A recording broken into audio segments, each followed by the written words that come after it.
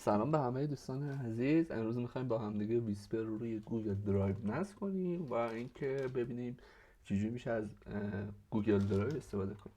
خب برای شروع ابتدا ما باید از کلابریتی استفاده کنیم. بر همین من میام روی نیو میزنم و بر روی مول میزنم و اگه نصبش کنیم کانکت مور اپ میزنم و اینجا حالا گوگل ورک اسپیس مارکت پلیس میاد، سرچ میکنم کلابوریتی که میاد. خب اینجا میزنی اینستال میکنی. البته من اینستال کردم. اینجا شما میای اینستال میکنیم و اینستال میشه. بعد که اینستال شد روی نیو میزنی رو مور میزنی و روی گوگل کلابوریتی میزنی. وقتی روی گوگل کلابوریتی زدی اینجا یک فایلی براتون ایجاد میشه و ما میخوایم ویسپر رو نصب کنیم و اینکه در من اول اینکه نیاز داریم که اس بذاریم. اسمشو میذارم ترانسکریپشن و اینجا هم دو حالت داره. نحوه ران تایمش هم تغییر میدم، میذارم ران تایمش هم روی T4 جی پی یو، چون جی پی یو استفاده میکنه سی پی یو سخته براش. جی پی یو بذار که راحته.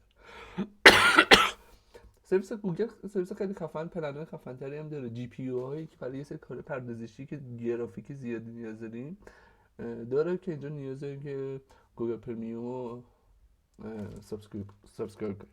خب برای این کار من چند تا اسکریپت دارم. اسکریپت رو اجرا میکنم. خب من اول اسکریپت هم اینجا میگم که برو از گیتاب برو ویسپر رو نصب کن. بعدش هم بیا که FFmpeg هم چیز کن، نصب کن که این FFmpeg برای اینکه حالا پردازش کنی روی فایل های ویدیویی و صوتی. برای تو منیستشه یا تو منیستشه اکتیو سشه ای بابا. خب اوکی. این امروز من زیاد استفاده ازش کار کردم. مشکل من این قبلی رو پاک کنم، این به هر پلن رایگانه دیگه. بعد این قبلی رو پاک کردم و دوباره میگم ران کنم. این به هر پلن پرمیوم داشته باشیم اجرا میشه. خب الان داره ران میکنه. حدودا 20 ثانیه تا 3 دقیقه حالا بالانس داره تا نصب بشه. خب الان داره نصب میکنه برام.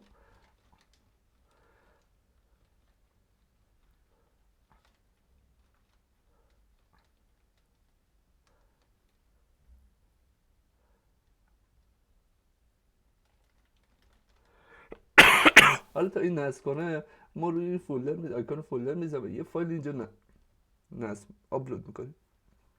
اومد یا فایل آماده دارم. اینجا درگ اند دراپ میکنیم و میزنیم برای آپلود شه. همونجا که ببینید این قسمت داره آپلود میشه.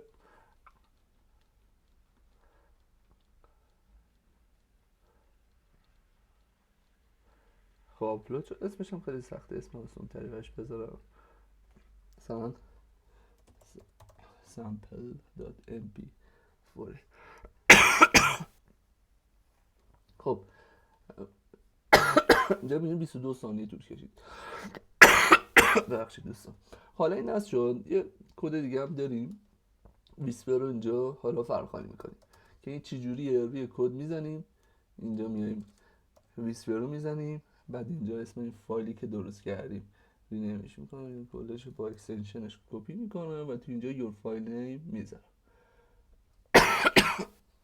و بر روی ران میذارم.